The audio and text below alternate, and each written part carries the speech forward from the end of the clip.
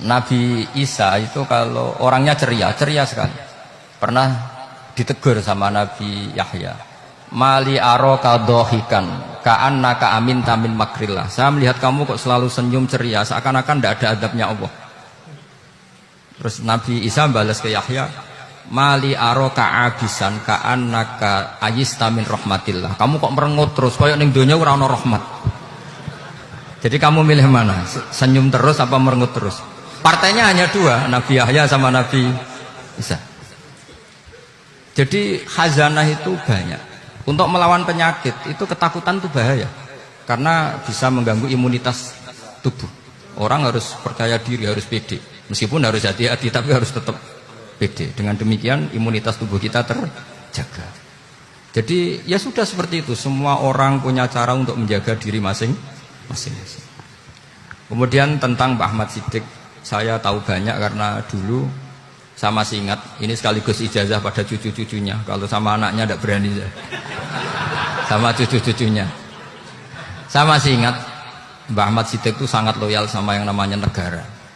Kita tahu beliau adalah termasuk orang yang bintang ketika Muktamar Situbondo, ketika NU pertama kali nerima asas tunggal, yaitu Pancasila. Kayak apa ulama-ulama kita, ya mulai Mbah Ahmad Siddiq, Mbah Ali Maksum, Gus Dur, Mbah As'ad, semuanya lah, termasuk Mbah Mun, semuanya loyal sama negara, sehingga NU menerima asas tunggal. Itu saya masih ingat karena Bapak dulu perwakilan dari NU cabang Lasem. Beliau pernah ngundang Mbah Ahmad Siddiq di sini. Zaman itu zaman Pak Dzufar, ikut ngundang ke sini bapak saya. Itu saya menangi beliau ngisi pengajian di hallnya buyut saya, Mbah Umar bin Arabi. Jadi saya ini zuriyahnya Mbah Umar bin Arabi, sama dengan keluarganya Ki Hamid Pasuruan. Itu beliau cerita bahwa kemenangan Islam itu tidak harus kita yang menang kangelan. Kadang Allah bikin orang lain yang kangelan, kita yang ikut menang.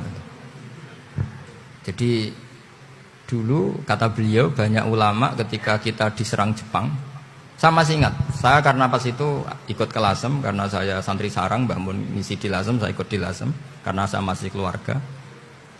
Itu ulama-ulama itu mimpi dibacakan ayat ghulibatir rum fi adnal ardi wa hum min ba'di ghalabihim sayaghlibun fi bid'i sinin lillahil amru min qablu wa min ba'du wa yawma idzi yafrahul mu'minun. Itu dulu itu ada pertarungan besar antara kerajaan Romawi dan kerajaan Persia. Kita tahu Romawi itu Nasrani. Saya ulang lagi, Nasrani. Nasrani itu percaya adanya Allah, adanya Tuhan, dan percaya adanya kitab samawi. Sementara musuhnya itu Persia, orang yang tidak bertuhan, tidak berdasar kitab samawi. Ketika Persia mengalahkan Romawi, itu orang Islam ikut susah, karena terus dibully sama orang-orang kafir Mekah. Orang kafir Mekah adalah orang yang tidak punya kitab samawi. Katanya orang kafir Mekah, iku lho balamu, jute duwe kitab, jarene di hubungan mbek langit, nyatane perang keok. Paling kon ya padha. Jadi ada analogi bahwa kalahnya orang Nasrani itu dianggap simbol kekalahan orang yang bertautan atau berhubungan dengan langit. Akhirnya orang Islam susah. Saking susahnya orang Islam sampai Abu Bakar itu tanya, ya Rasulullah, lalu orang Romawi menang itu kapan? Terus ada surat turun, Fidit isinin. Ya kira-kira 3. Abu Bakar pas itu belum alim-alim amat. Jadi ngartikan 3 itu ya 3 betul. Sehingga beliau masyhur itu. Cara Jawa totoan itu kimar. Pokoknya nanti Romawi pasti menang 3 tahun lagi. Akhirnya ketika datang itu taruhannya dengan 10 onta. Datang ke Rasulullah, Nabi menjelaskan, "Lho ndak. Bid'u itu mabena salas ilatis itu 3 sampai 9. Kamu jangan bilang 3. Ya sudah, taruhannya ditambah. Taruhannya ditambah sampai 100 onta. Tapi pembuktiannya enggak 3 tahun, tapi nunggu 9 tahun. Sampai jangan tanya, berarti dulu pernah taruhan halal. Zaman sebelum ngaji saya, sampai sudah sering taruhan. Jadi jangan nyalahkan saya. Nanti itu ada ilmunya, namanya nasah mansukh. Dan taruhannya Abu Bakar tidak kayak sampean. Taruhan yang sangat-sangat demi Islam, bukan demi hadun nafsi. Betul. Ketika tahun ke-7 orang Islam itu menang. Gila ya, tahun 9 itu umat Islam menang. Menangnya umat Islam mengalahkan musyrik Mekah itu di Badar. Romawi mengalahkan apa? Persia. Gara-gara Romawi mengalahkan Persia itu cara berpikir orang itu rubah. Ternyata langit itu ada, kekuatan langit itu ada. Sehingga meskipun akhirnya orang Kristen bilang ada Trinitas, terus mereka keliru dalam mengartikan Isa, tapi ada sekian nabi yang mereka sebut dan mereka hormati. Ada sekian kesamaan. Sehingga dalam Islam, saya ulang lagi, dalam Islam, andai kan disuruh milih orang komunis sama orang Nasrani, Islam tentu sama-sama kerjasama, milih sama yang Nasrani. Karena ini ahli kitab, kerjasama loh, bukan milih menjadi Nasrani. Nanti kalian salah paham, senangannya terus bully. Itu semangatnya pasti hasad. Nah, terus lalu relevansinya dengan Indonesia gimana? Wa yauma idzi yafrahul mu'minun. Ketika orang Romawi yang punya kitab samawi mengalahkan Persia yang tidak punya kitab samawi, itu orang Islam ikut bunga, ikut gembira. Itu semua kiai banyak yang mimpi seperti itu. Ini cerita Pak Ahmad Siddiq. Saya dengarin itu. Ternyata betul. Jepang itu nggak dikalahkan Indonesia. Jepang, Hiroshima dan Nagasaki dibom oleh apa? Sekutu. Akhirnya Jepang pulang. Pas Jepang pulang, Indonesia merdeka. Itu dulu kiai-kiai sudah nakwil bahwa menangnya Indonesia itu tidak harus mengalahkan penjajah. Pokoknya nanti penjajah ada yang mengalahkan. Jadi orang Islam zaman itu tidak bisa mengalahkan Persia. Yang mengalahkan itu Romawi. Tapi orang Islam ikut gembira. Itu sebenarnya wa yauma idzi yafrahul mu'minun binasrillah. Jadi orang itu cara berpikir Quran itu beda.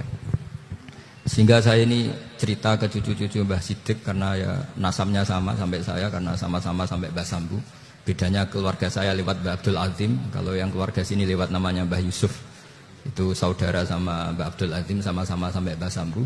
Tapi keinginan saya tentu bukan sekedar silaturahim gagah-gagahan diceluk Gus. Celuk Gus repot. Nak ora alim ra pantes. Nak beling ra pantes. Salam templek 1.000 jaluk swarga. Tuhan. Kok mentalane 1.000 jaluk. Kamu nginep di hotel 100.000 itu tidak cukup, apalagi untuk bayar apa? Surga. Itu enggak sopan sekali.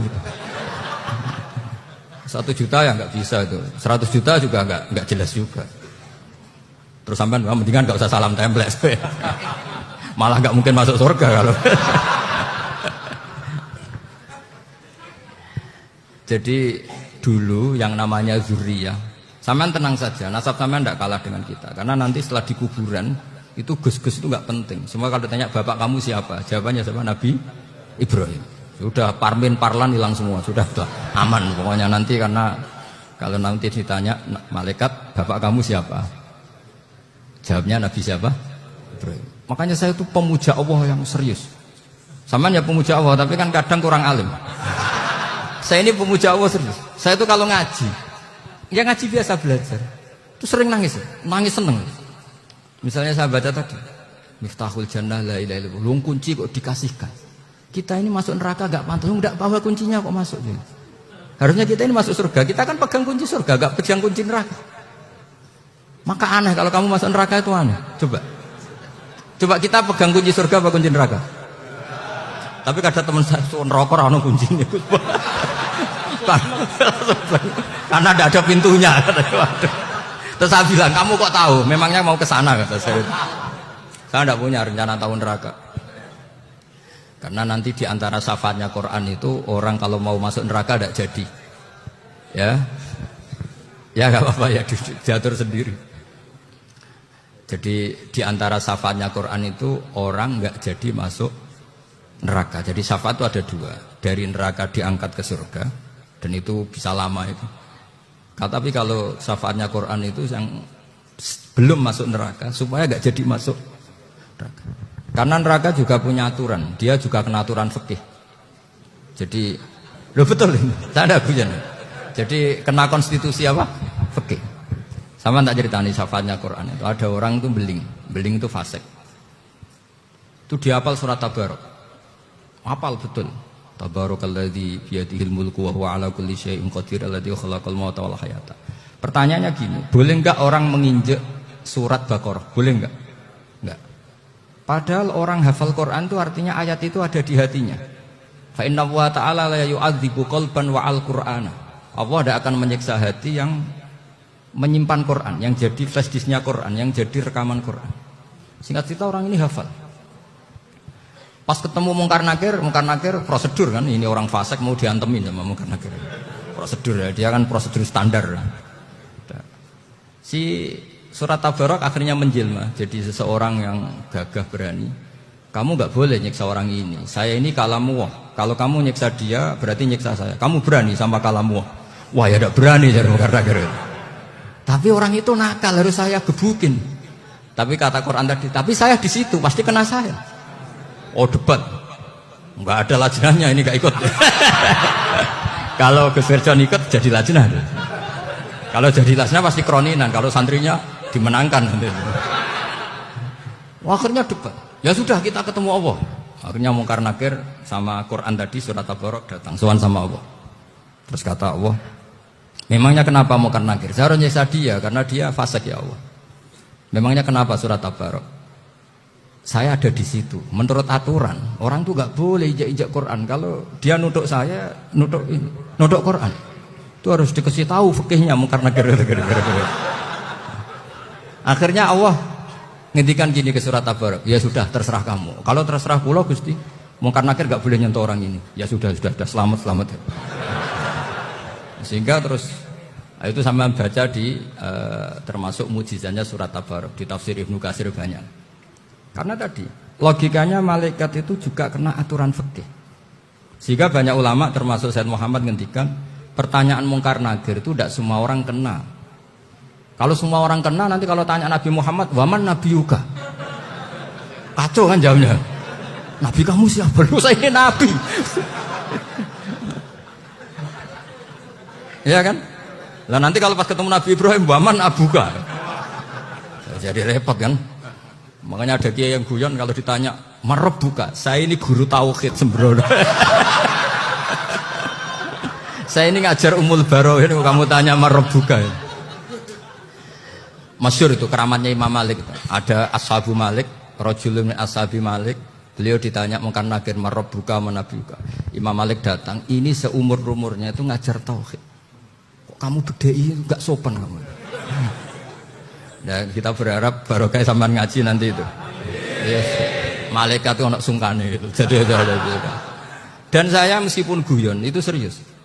Bedanya orang alim sama ndak itu di situ. Kalau orang alim itu guyon itu masih benar, masih serius. Coba saya bacakan ayatnya. Ala inna auliya Allahi la khaufun alaihim wa lahum yahzanun.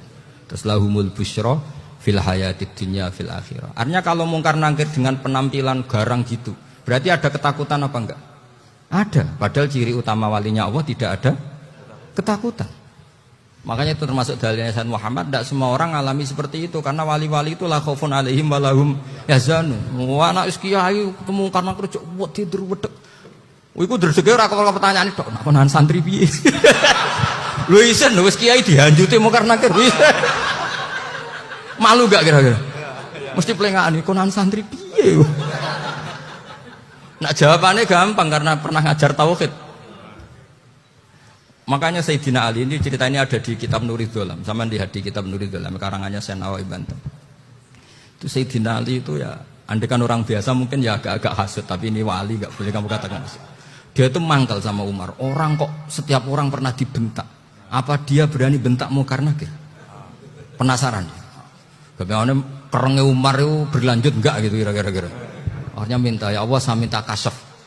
Ya karena yang minta Sayyidina Ali karena mau wajah dituruti sama kasyaf. Dilihat Sayyidina Umar pas meninggal itu. Jadi hasud itu ya kadang penting asal baik. Loh betul bahasa Kanjeng Nabi kadang la hasada illa fisnaten. Itu Nabi bahasakan ya hasad. Gus Verson saja yang nafsirkan ghabtah. Itu kan gaya-gayanan sebagai ulama. Aslinya Nabi ngendikan itu la hasada illa fisnaten. Ulama yang ganti itu namanya ghabtah. Wong Nabi sendiri nyebut hasad kok kamu tafsiri ghabtah. Ya hasad ya Hasan. Udah enggak usah ditawil-tawil, pokoknya gitu. Kalau sama nggak percaya nggak apa-apa. Kok gitu aja kok repot. Karena sama nggak percaya kemungkinannya dua. Satu nggak ngerti. Dua sama-sama alim. Kan dari awal kalau sama-sama alim kan laisali alimin ayuqallida aliman akhor. Kita nggak perlu saling mengikuti. Ngapain hasud? Biasa aja. Akhirnya Sidina Ali kasar. Pas Umar bangun, setelah mati kan bangun, setelah meninggal bangun. Mungkar Nakir datang dengan perangai yang sangat garang. Itu digambarkan Sidina Ali, matanya itu kalkidril ghali. Kayak apa? Kendil yang apa? Mengangang. Wah, seru. Sidina Ali senang, paling takut ini Umar. Senangnya bukan main. Wah, ini mesti takut Umar. Biasa. Ternyata enggak, Umar malah bangkit. Woi, Mungkar Nakir deh. Kamu tahu menghadapi siapa? Itu betul ya? Kamu itu menghadapi temannya ahabbal khalqi ilallah. Yang diandalkan temannya, bukan dia. Kamu tahu yang kamu hadapi, saya ini teman kekasihnya Allah. Jadi boleh kamu mengandalkan Mbak Virjon. Tapi nanti risikonya Mungkar Nakir ditanya, itu Virjon siapa? Wah, itu masalah itu. Makanya syaratnya wali itu harus ma'rufun fis sama. Di langit sudah populer. Makanya dulu ada orang yang saking seninya Abdul Qadir ditanya apa saja jamnya Abdul Qadir Al-Jilani, itu aman karena beliau populer. Makanya program kita harus populer dulu di langit. Nah, itu nanti kalau dicatut oleh santri-santri nggak apa-apa. Kalau nggak populer nanti ditanya, itu siapa? Masalah ini. Umar itu yang dibanggakan itu, kamu tahu saya siapa? Ya enggak tahu. Saya ini temannya kekasihnya Allah. Temannya Muhammad. Iya, Muhammad Rasul. Wah, mikir, waduh. Repot. Loh, di dunia aja gitu kan, temannya presiden, temannya panglima, apalagi ini temannya Sayyidul Awalin wal Akhirin. Di dunia aja bilang temannya presiden, menteri, orang sudah takut, apalagi ini temannya Sayyidul Awalin. Hanya Mungkar Nakir terus konfirmasi sama Allah, gimana ya Allah ini ngadepi. Sebetulnya diandalkan itu temannya, bukan dia. Wah, akhirnya sama Allah dibilang, ya bu, ya sama seorang seperti itu bu yang sopan. Terus semenjak itu Mungkar Nakir itu nggak selalu berpenampilan seperti itu, sangat. Jadi semoga itu konsisten sampai nanti. Jadi kamu kalau ingin nggak takut Mungkar Nakir, jadi wali dulu. Karena syaratnya tadi hanya wali sing la khaufun alaihim wa lahum yahzanun lahumul busyra fil hayatid dunya fil akhirah. Jadi orang itu kalau ngaji itu harus khatam. Jangan semuanya kena pertanyaan. Dan kalau semuanya kena pertanyaan nanti repot. Kalau Nabi Muhammad ditanya waman Nabi Yuga, Nabimu siapa? Lu kan terus jadi aneh. Jadi makanya ngendikane Sayyid Muhammad semua ulama lah, nggak ada am kecuali ditaksis, kecuali sifatnya Allah. Misalnya bikulli syai'in alim, ya benar-benar bikulli syai'in. Tapi kalau am semuanya pasti ada taksis, meskipun dalam muhawarah muhadasah biasa. Ya, misalnya contoh gampang, istri kamu baru seneng kamu, mas nak pengen apa-apa itu lapor aku, gak apa-apa mas, mesti aku seneng sama lapor. Iku di aku pengen wayo. Wah langsung jadi apa wae. Mesti apa wae maksudnya kecuali itu gitu. Padahal kalau ngomong, mas sampean ingin apa saja tak dukung. Terus sampean bilang, pengen iku wayo. Kira-kira disetujui apa enggak? Sama seperti kita kalau punya teman akrab, wes nang omahku gak apa-apa, anggap aja omahmu dhewe. Terus mlebu-mlebu kamar. Jadi tidak ada am kecuali di taksis. Artinya kalau ada cerita bahwa orang mati pasti ngalami ditanya Mungkar Nakir, itu pasti ada am yang di taksis. Itu pasti tidak dialami para anbiya, para auliya. Karena ciri utama wali itu la khaufun alaihim walahum yahzanun. Kemudian saya yang mau cerita ya, supaya sampean bisa menghadapi dunia global ini, tak bawa tafsir Munir termasuk tadi. Kenapa orang Islam, Rasulullah SAW itu lebih senang kalau yang menang itu orang Nasrani Romawi, ketimbang yang menang itu orang Faris, dalam hal ini ateis. Karena orang ateis itu lebih ngeri. Sebetulnya beberapa penemuan sains, terutama di ilmu medis, itu orang Amerika. kayak cloning. Tapi orang Amerika itu masih dilarang oleh gereja untuk mengaplikasi. Karena nanti bayi cloning itu dipakai suku cadang. Di Amerika masih ditentang oleh fatwa-fatwa agama, baik Islam maupun Kristen. Tapi di Cina itu dipraktekkan. Karena nggak ada halangan agama. Di Cina itu biasa ada kondom diolah lagi jadi alat-alat aksesoris. Di Amerika tidak ada karena masih ada agama, masih ada larangan. Sehingga orang Islam itu lebih takut kalau yang menang itu Persia, karena terus cara berpikir ternyata Tuhan itu tidak ada, langit nggak ada perannya. Jadi ketika yang menang Nasrani masih berpikir itu pertolongan Tuhan, meskipun mungkin cara mengatakan Tuhan beda dengan kita. Tapi ada satu kesamaan bahwa kekuatan samawi itu ada. Jadi disebut hulibatir rum fi adnal ardi wa hum min ba'di ghalabihim sahlibun. Di sini diterangkan oleh Syekh Nawawi supaya kamu tidak salah paham. Sebetulnya kamu katakan misalnya wah itu paham liberalisme, sebenarnya saya tidak tersiksa. Cuma takut yang mengatakan seperti itu cek goblokir atau ngaji gitu. Itu aja masalah saya. Ini saya baca ini karangannya Syekh Nawawi karena tadi kata Mbah Firjon ngaji itu harus sama orang yang bersanad. Saya ini kalah sama beliau itu berkali-kali. Secara nasab saya harus manggil Mbah. Secara silsilah ilmu saya juga kalah lagi. Saya sering disewani sama cucu-cucu Syekhona Khalil. Kiai Sidik itu termasuk murid dekat beliau Syekhona Khalil. Kalau itu berarti kan Gus Wirjon, Ahmad, terus Mbah Sidik. Mbah Sidik ngaji Syekhona Khalil. Syekhona Khalil itu pernah ngaji langsung sama Sayyid Zaini Tahlan. Berarti beliau dari Sayyid Zaini Tahlan itu baru generasi kelima. Sementara saya itu sudah ke-7 atau ke-6. Saya, Mbah Mun, Mbah Karim misalnya, Mbah Hashim, Mbah Mahfud Termas, Sayyid Abi Bakar Sato yang ngarangnya Anatul Thalibin, baru Sayyid Zaini Tahlan. Berarti saya ke-7, kalah lagi. Tapi untuk jadi wali biasanya cepat saya. Karena syaratnya jadi mbah itu ngalah demi putu. Jadi kalau beliau ngotot, saya dulu Gusti, saya mbahnya. Wah itu mbah yang nggak baik. Pasti jatahnya dikasihkan apa? Cucunya dulu. Makanya Abdul Muthalib itu orang yang dapat wangsit, tapi yang jadi nabi itu cucunya. Jadi dalil saya banyak. Sebenarnya Abdul Muthalib itu sudah sering dapat wangsit. Karena saya bahasakan wahyu, nabi yang protes, enggak nabi kok dapat wahyu. Tapi sebetulnya Abdul Muthalib itu masyhur. Kalimat-kalimatnya menunjukkan bahwa beliau itu sudah dapat wahyu kalau nanti cucunya itu jadi nabi. Makanya senangnya bukan main Abdul Muthalib sama Rasulullah. Putu seneng, mbah seneng putu. Jadi mungkin, jadi sampean enggak usah protes loh. Ya, yang jadi wali kok cucunya. Dulu betul.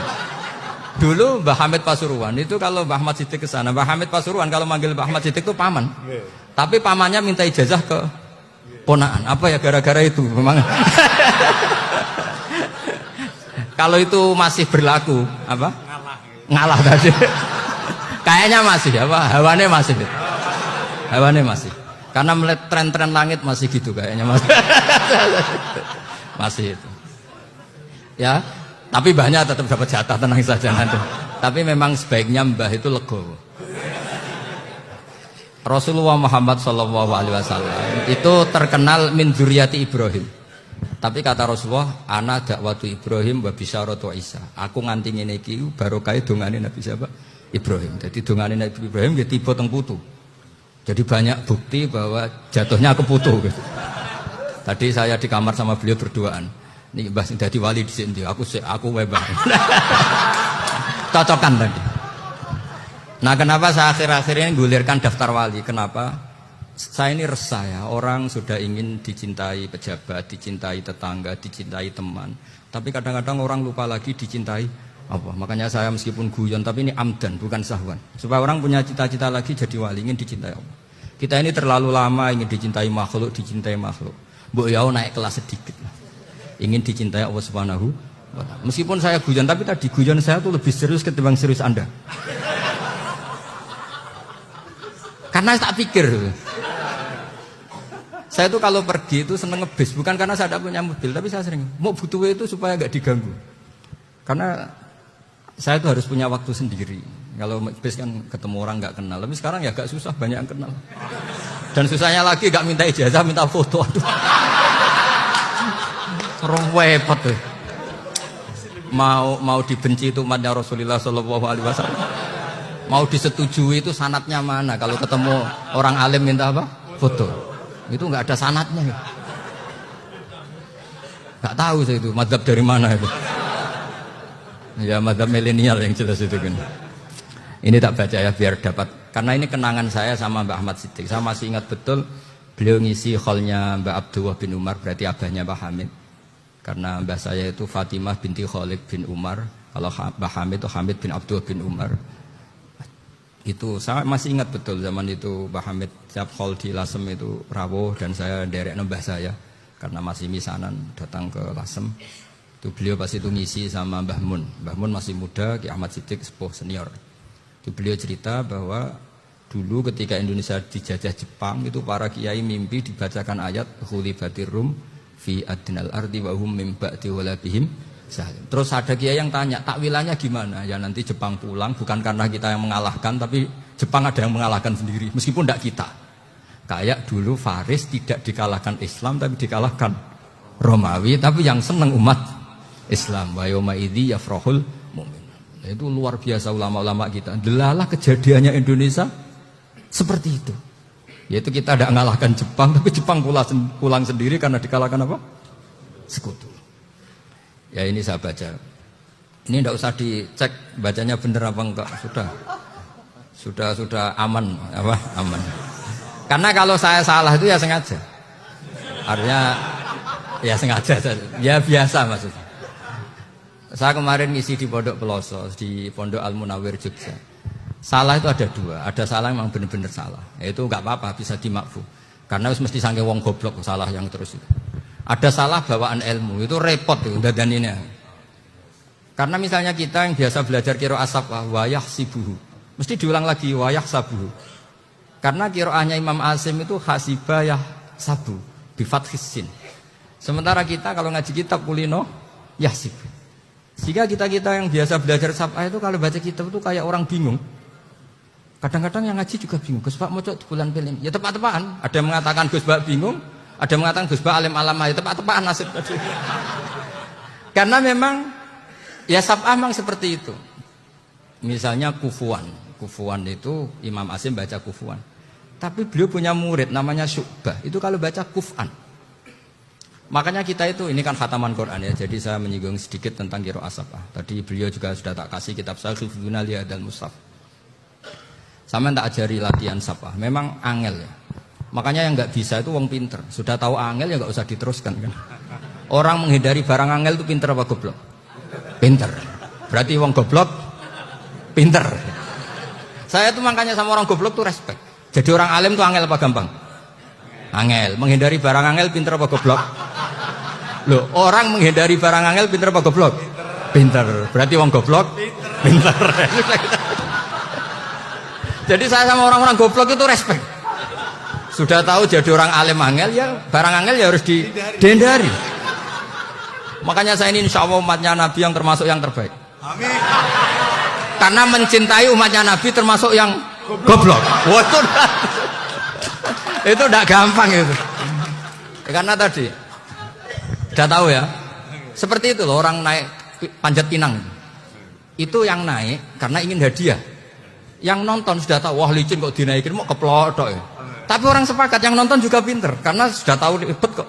Tukun yang pasar kena lah apa mana. Sama juga gitu.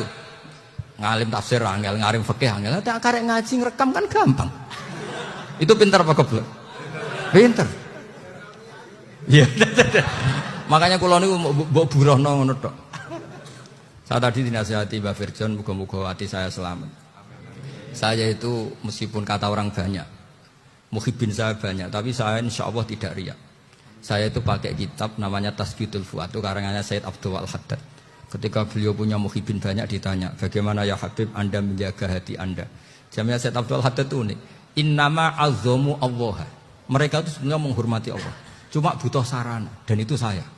Jadi saya tahu sampean semua itu mencintai Quran, mencintai sunnah Rasul, mencintai hadis-hadis Rasul. Cuma sampean kan karena nggak paham, terus manfaatkan saya. Jadi sebenarnya saya ini korban. Korban.